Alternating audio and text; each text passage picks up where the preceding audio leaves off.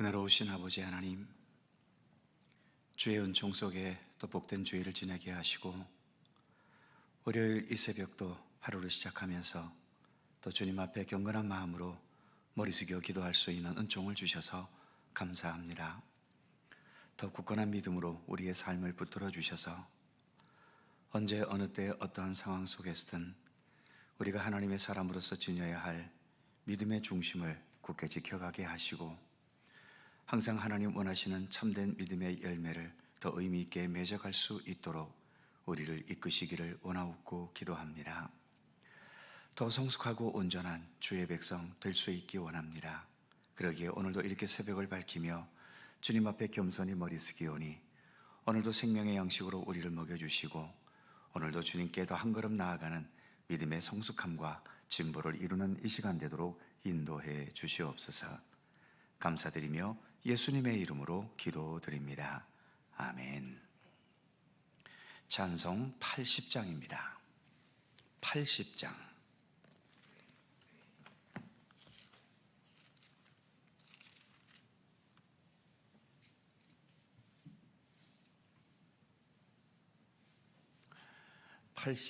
함께 찬송하지요. 천지에 있는 이름 중 귀하고 높은 이름, 주 나시기 전 지으신 구주의 이름 예수. 주 앞에 내가 엎드려 그 이름 찬송함은 내 귀에 들린 말씀 중 귀하신 이름 예수.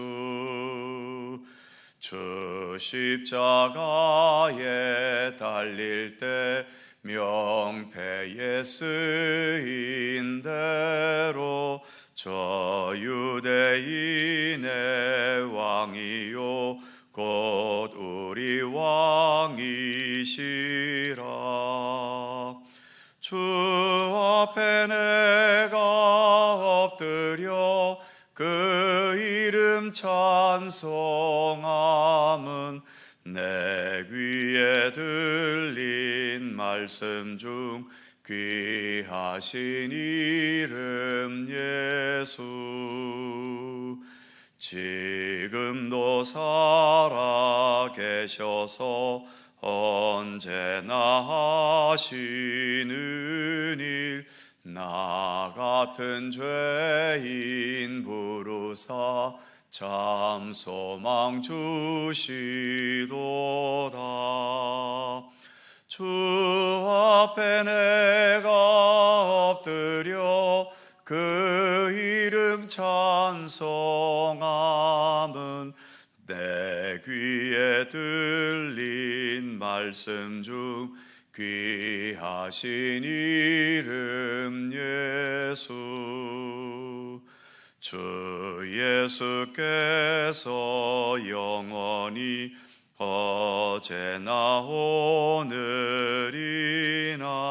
그 이름으로 우리에게 참 복을 내리신다. 주 앞에 내가 엎드려 그 이름 찬송함은 내 귀에 들린 말씀 중 귀하신 이름 예수.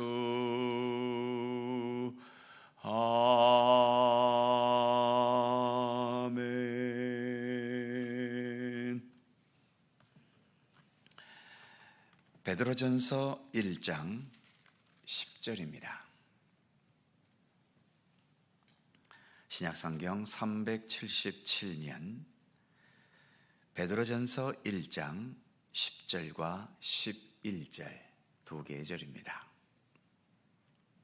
다 함께 한 목소리로 봉독합니다. 이 구원에 대하여는 너희에게 임할 은혜를 예언하던 선지자들이 연구하고 부지런히 살펴서 자기 속에 계신 그리스도의 영이 그 받으실 고난과 후에 받으실 영광을 미리 증언하여 누구를 또는 어떠한 때를 지시하시는지 상고하니라. 아멘.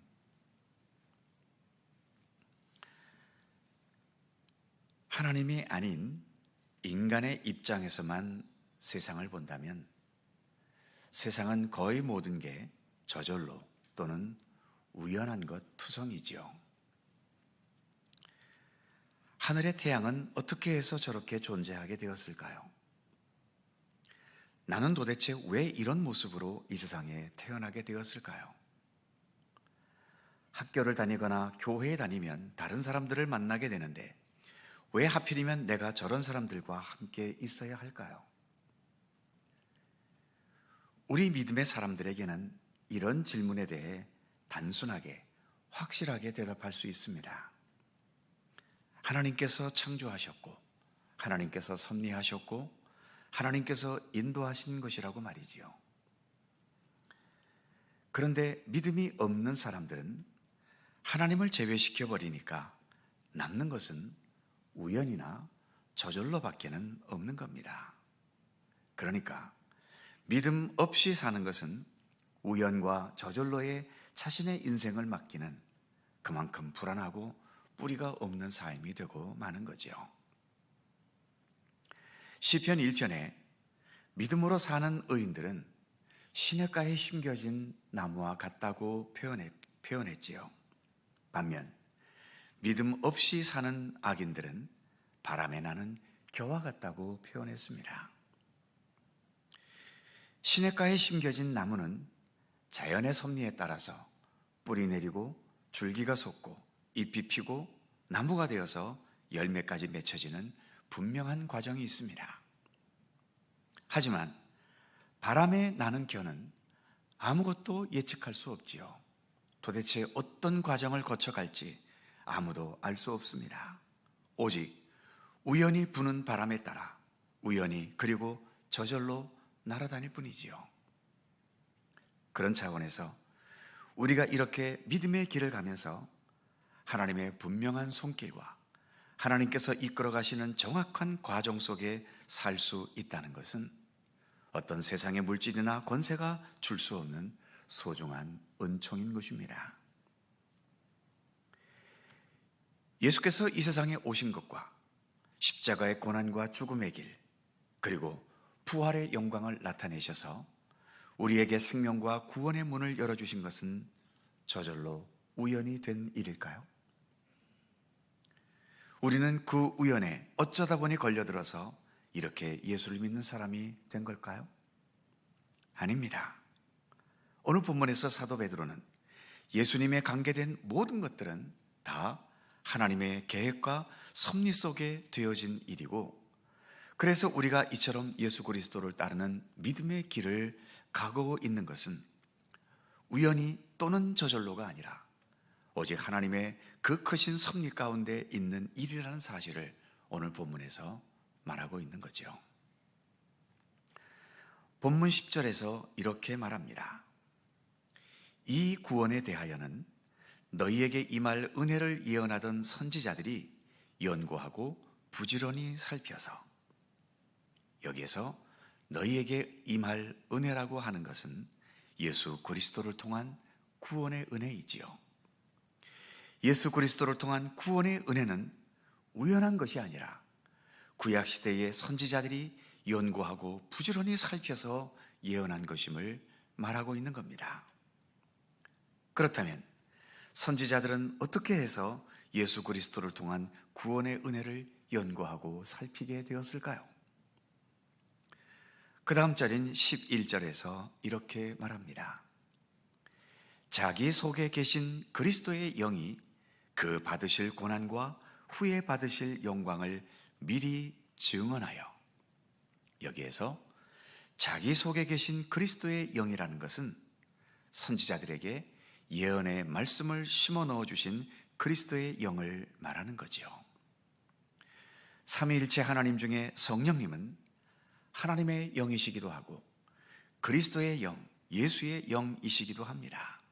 그러니까 삼위일체 하나님의 차원에서 하나님의 영, 그리스도의 영, 그리고 성령님은 같은 성령님을 의미한다고 말할 수 있죠. 이처럼 구약시대 때부터 하나님께서 예수 그리스도를 통한 구원의 은혜를 예정해 놓으셨고, 이 예정된 은혜를 그리스도의 영 또는 성령님을 통해서 선지자들에게 계시해 주셨다는 것입니다. 선지자들은 앵무새나 녹음기 같은 존재들은 아니지요. 하나님께서 주신 계시를 10절의 말씀에서처럼 연구하고 부지런히 살펴서 그 시대의 사람들에게 앞으로 오실 메시아 예수 그리스도를 통한 구원의 은혜를 선포했던 겁니다. 마치 오늘날 성경 말씀이라는 계시의 말씀이 있지만, 이 말씀을 목사들은 연구하고 부지런히 살펴서 성도들에게 선포하고 설교하는 것처럼 말이지요. 그런데 이렇게 구약의 선지자들 중에는 참 선지자가 있었고 거짓 선지자가 있었습니다. 먼저 거짓 선지자들의 메시지의 특징은 메시아가 오셔서 영광을 나타내시고 원수와 싸워 승리를 거두게 하시고 내 모든 소원을 성취하게 하시고, 그래서 번영과 부귀와 영화를 누리게 하시는 그런 메시아를 선포하는 것이었죠.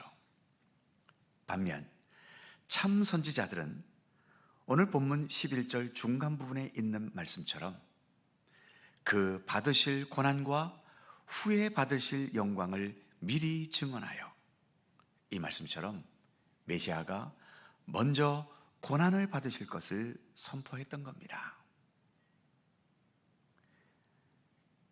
하나님은 말씀하시는 하나님이시고, 하나님께서 말씀하신다면 그 모든 말씀은 진리와 생명의 말씀이지요.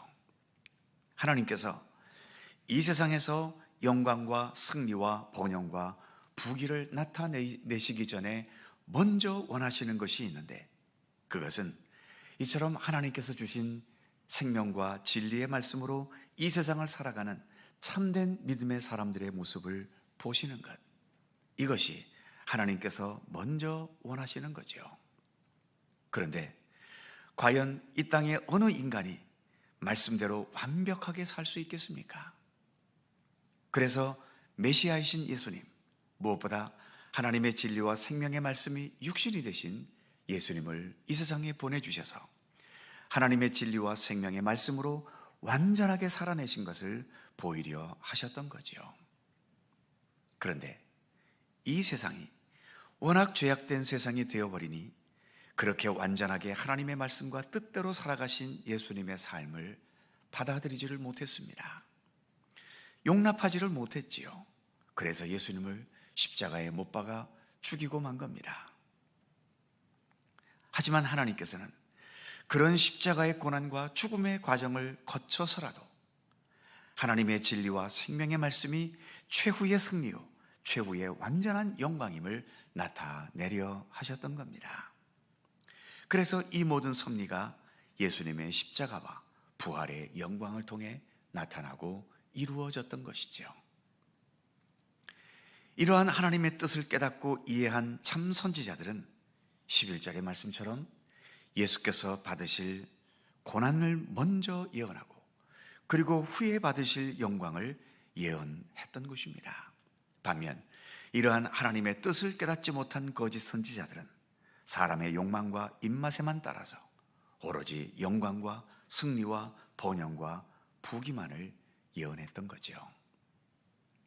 아무튼 오늘의 본문은 예수님은 우연히 세상에 오신 것이 아니라 하나님의 계획과 섭리 가운데 오셨고, 또 예수님께서 거쳐가신 십자가의 고난과 죽으심도 어쩌다 보니 그렇게 된 것이 아니라 이 모든 것도 하나님의 계획과 섭리 속에 있는 것임을 말씀하고 있는 거죠.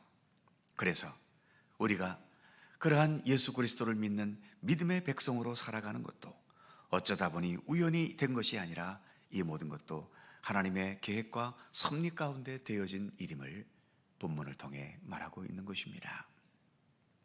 우리는 지금 정말 소중하고 귀한 믿음과 생명의 길을 가고 있습니다. 어쩌다 보니 우리는 예수를 믿게 된 게 아닙니다. 하나님의 섭리와 인도하심 속에, 예정 속에 오늘도 우리는 믿음의 길을 걸어가고 있는 거지요. 당연히 우리는 더욱 진지하게 그리고 최선을 다해 이 믿음의 길을 가야 하는 것입니다. 기도하겠습니다. 사랑과 은혜의 하나님, 박해로 인하여 고통과 아픔을 겪는 성도들 중에 예수를 믿어도 왜 이렇게 내 삶은 힘들고 어려운 것인가 실망하고 좌절하는 백성들이 있을 수 있기에, 이처럼 사도 베드로는 예수 그리스도께서 이 땅에 오셔서 고난당하신 그 모든 십자가의 고난이 어쩌다 보니 세상 속에 힘에 밀려서 겪게 된 그런 것이 아니라 하나님께서 태초로부터 계획해 놓으신 것이고 구약의 선지자들을 통해서 다 예언된 것이며, 그래서 하나님의 섭리와 계획 가운데 이루어진 일임을 말해주고 있습니다.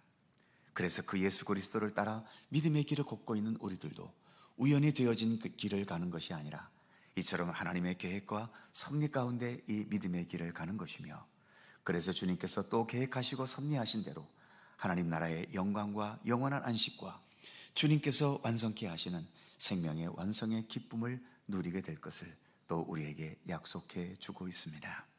하나님, 오늘도 우리가 이처럼 믿음의 길을 걸어가면서 오늘 주신 이 귀한 말씀이 하나님의 말씀임을 믿고 신뢰하며 의지합니다.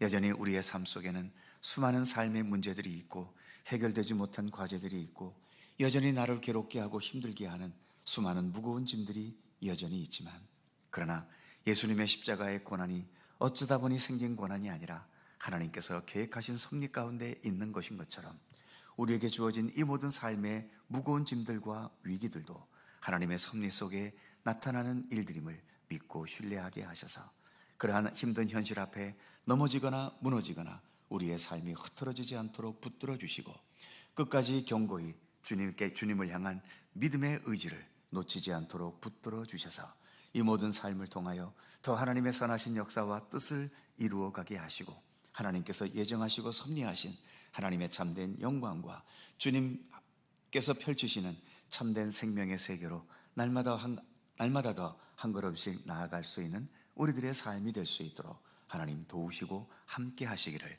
원하옵고 기도합니다. 오늘도 새날을 주셔서 감사합니다. 이처럼 새벽 시간 주님과 함께 동행하오니 오늘 하루도 또 앞으로 살아가는 우리의 모든 삶의 날들도 오직 하나님의 인도하심과 선하신 손길 속에 살아가는 굳건하고 견고한 믿음의 삶이 되도록 함께해 주시옵소서. 간구하며 기도하는 우리의 기도의 제목들 이 아침도 주님 기억하여 주시고 오직 주님의 사랑과 은혜의 섭리 속에 응답되고 이루어지도록 함께해 주시옵소서. 특별히 여러 가지 삶의 무거운 짐을 가지고 주님의 도우심과 주님의 돌보심을 절실히 간구하는 우리 성도들의 눈물 어린 기도를 하나님 외면하지 마시고 주님의 사랑과 권능의 손길로 치료하시고 회복하게 하시고 굳건하게 하시고 얽힌 것들을 풀어주시고 약한 것을 강건케 하시며 어찌할 바를 알지 못할 때에 바르고 참된 생명과 진리의 길을 우리 가운데 열어주시기를 원하옵고 기도합니다. 항상 사랑과 은혜로 우리를 돌보시는 주님께 감사와 찬양과 영광을 돌리오며 우리 구주 예수 그리스도의 이름으로 기도하옵나이다. 아멘. 하늘에 계신 우리 아버지, 아버지의 이름을 거룩하게 하시며 아버지의 나라가 오게 하시며 아버지의 뜻이 하늘에서와 같이 땅에서도 이루어지게 하소서. 오늘 우리에게 일용할 양식을 주시고 우리가 우리에게 잘못한 사람을 용서하여 준 것 같이 우리의 죄를 용서하여 주시고 우리를 시험에 빠지지 않게 하시고 악에서 구하소서. 나라와 권능과 영광이 영원히 아버지의 것입니다. 아멘. 함께 기도하시고 자유롭게 돌아가시겠습니다.